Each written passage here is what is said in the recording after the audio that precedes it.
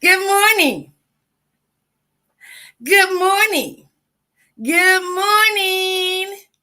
Do you have your coffee? I had my coffee this morning. I have it right now. And I'm not going to take a drink until I give my God the honor, the praise, the glory, the worship, the hallelujah, and most importantly, the acknowledgement. Why? Because he woke me up this morning. I did not take for granted that I would rise. I know now who wakes me up every day, this day that I will never ever see again. So let's have a drink, a toast to the Creator for choosing you and me to rise. And as AJ Harding just said, to be of service. Are you a faithful and trusted servant? I know I am now. Then always, I wasn't always, but I am for the last 34 plus years. To God be the glory. Let's take a drink for me of coffee. Whipped cream. Mm-hmm. Welcome to the Free to Hope conversation with Edwina B. Miss Cuckoo for Cocoa Pops. And you see why. Why? Because I'm transparent and I'm authentic. I wasn't always that way. I used to wear all kinds of masks. And if I choose to, I can put on masks today. But I wonder what the difference would be. And it would be the motive, right? And so I come to you just the way I am. I did learn to put my dentures in, Emma, a little earlier so that they don't fall down. And I had to push them back up. And in some cases, I just take them out. That's the beauty of being free. From recovery, I've emerged empowered to give hope to others, help others prosper equally. So, you know what my first question is going to be. Did you register? Listen, you can go right now to eventbrite.com and type in what you see on the screen. And for Instagram, it is all capital letters followed by periods. So it would be F period, R period, E period, two, the number two, period, hope period, no, H period, O period, P period, E period, space Inc. Period. If you type that in the search line with eventbrite.com, you will see the page with Bethany Hall Long, our Lieutenant Governor, Morning Coffee with AJ Harding, and Breakfast with God with Dr. J. Macklin, who are my special guests on Saturday, just a few more days away. So I'm not going to get into what I suggest you all do, but if it is meant for you to be in the room, come on in the room. Come on in the room on Saturday, April the 27th, for an extraordinary, different seminar that's unique, and you will never experience one like this. The Holy Spirit has been working with me, nudging me, pulling me, stretching me, so that I can be of service to my God and of service to you to help set you free from recovery, emerge empowered to give hope to others, help others prosper equally. Because the theme, and listen here, the theme of this free seminar, hear me when I tell you, I want you to stop what you're doing and hear me. The title of my newest book, as well as this seminar, is I'm so tired of being broken and broke. Let me repeat. I'm so tired of being broken and broke? Have you reached that point in your life where you are so tired of being broken and broke in areas of your life? Are you sick and tired of being broken and broke? I hope you answer yes to that question. You know why? Because all human beings are ill to some extent. Yes, we are. And therefore, all of us can learn, apply, evaluate, practice spiritual tools and resources to have an unlimited amount of spiritual breakthroughs. Do you hear me? So if you are so tired of being broken and broke, let me and others share with you the spiritual tools and resources that we have found and are using to have an unlimited amount of spiritual breakthroughs. When the student is ready, the teacher will appear. So you may come Saturday as a student who is ready, and the teachers will appear. But by the time you leave, the spiritual student will appear, and the spiritual students will be ready. The spiritual students will be ready so that the spiritual teachers will appear.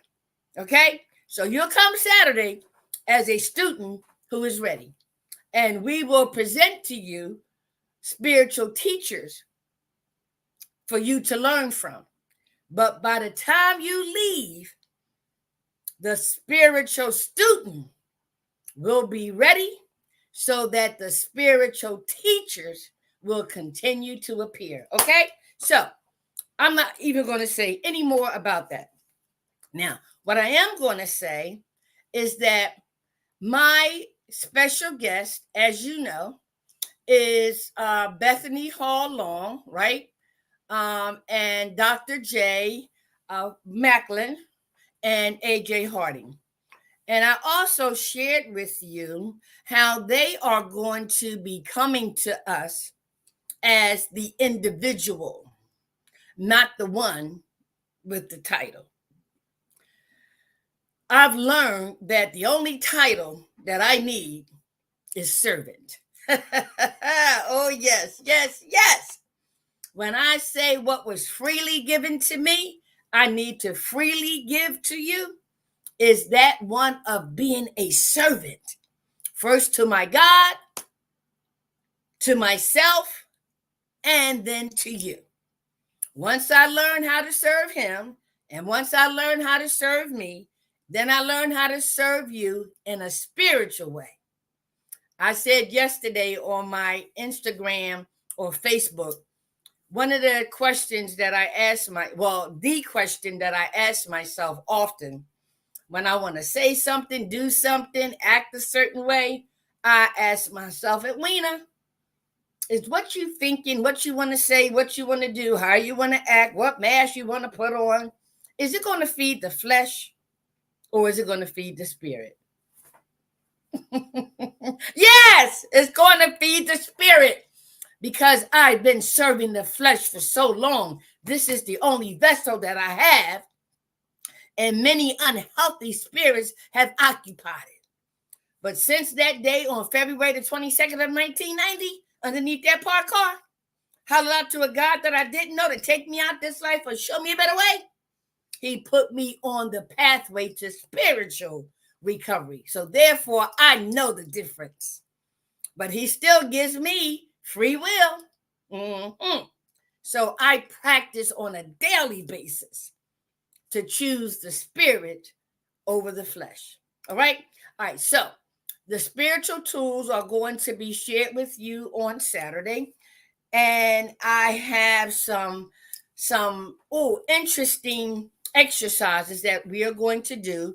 I am a hands-on person. I don't like talking at people. I like engaging with people. That makes sense? And so when you come on Saturday, you will be engaging.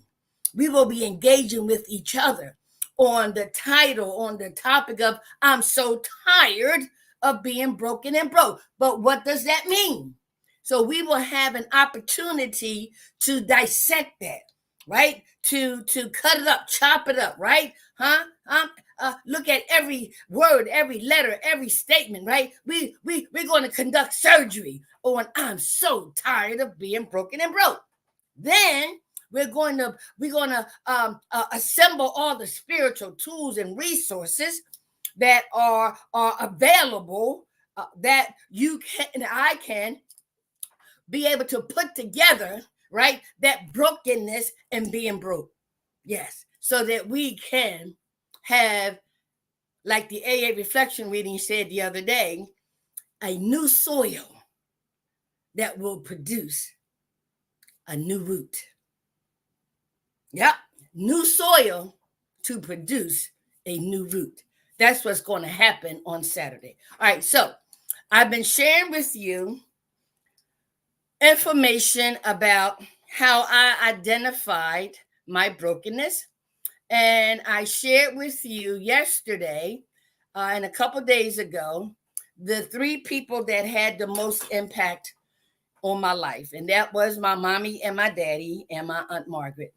And I shared with you how I learned the attitudes, ideas, behaviors, actions, right? On what to say, how to say it, what to do, how to do it, what to think, how to think it, right? In other words, as the Ruiz family talks about in their book, The 5 Agreements, domestication. And so on this screen, you see me in the middle, bright-eyed, bushy tail.